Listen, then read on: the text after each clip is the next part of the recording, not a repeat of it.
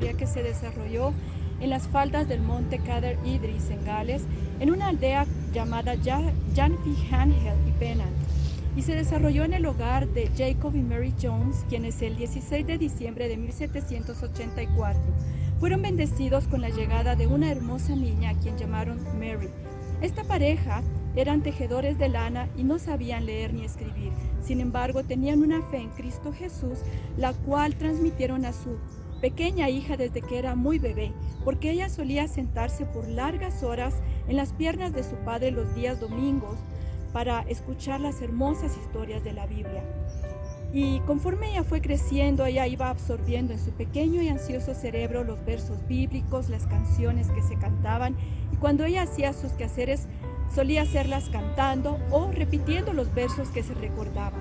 Por las tardes de verano, a ella le gustaba sentarse frente al Cadair Idris e imaginarse que este monte cogía distintos papeles. De repente ya no era el Cadair Idris, de repente era el monte Moria, donde el anciano Abraham había subido para poder llevar a cabo aquella dolorosa misión, y podía imaginarse al muchacho llevando los leños y preguntándole a su padre: Padre, ¿dónde está el cordero para el holocausto? Y en su infantil imaginación ella casi podía escuchar que el padre decía: Hijo mío, Dios te proveerá de cordero para el holocausto.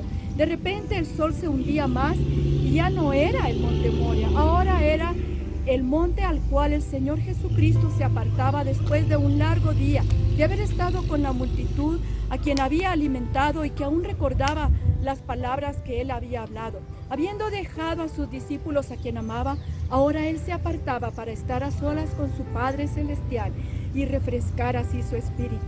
Un día la señora Evans, la esposa del granjero, llegó a visitarles, y dentro de las cosas que le dijo a Mary: Mary, si tú en algún momento dado aprendes a leer y no tienes una Biblia propia, puedes venir a nuestro hogar y leer la Biblia, porque en aquel entonces las Biblias eran muy escasas y para gente tan pobre como los Jones era prácticamente imposible tener una.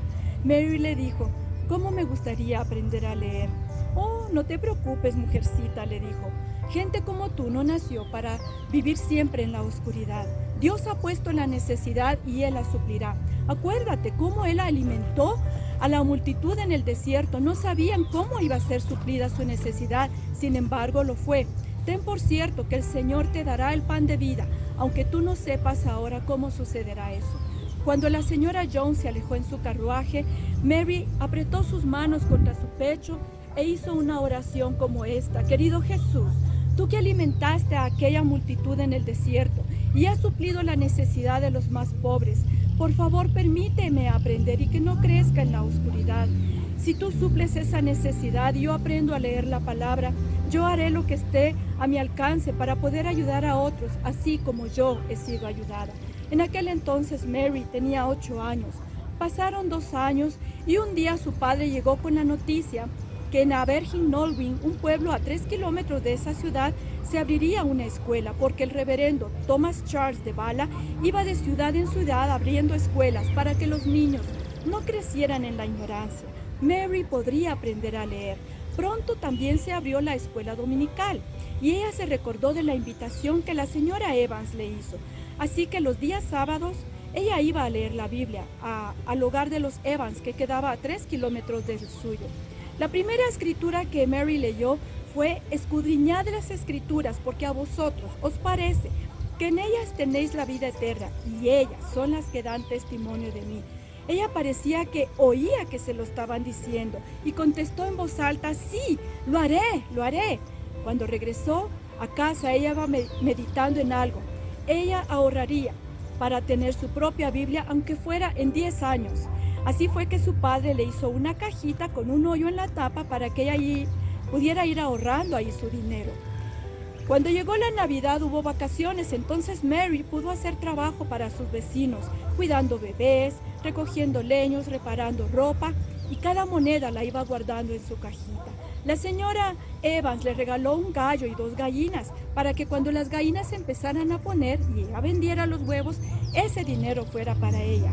Una de esas tardes que regresaba de la casa de la señora Evans, le dijo a sus padres que había memorizado Mateo capítulo 7 porque era un capítulo muy fácil. y se los dijo sin titubeos, sin vacilación y con una firmeza y convicción que denotaba la comprensión que la niña tenía del capítulo. En la noche, Jacob le dijo a su esposa: recuerda estas palabras, esposa mía. Nuestra hija hará una obra para Dios antes que muera. ¿No te das cuenta cómo Él la está guiando a los pastos verdes, a fuentes de aguas vivas? Sí, nuestra hija tendrá su Biblia, te lo digo. Pasaron 6 años y Mary logró juntar el dinero suficiente para ir a comprar su Biblia. Nada más que tendría que viajar a la ciudad de Bala con el pastor Thomas Charles, a 40 kilómetros de su ciudad.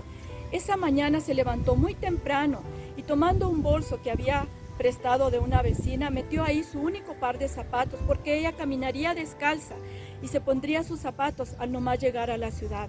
Esa noche llegó a la casa del predicador David Edwards, quien la alojó en su casa para el día siguiente ir donde el reverendo Charles. Cuando llegaron donde él le hizo preguntas acerca de ella y también acerca de las escrituras.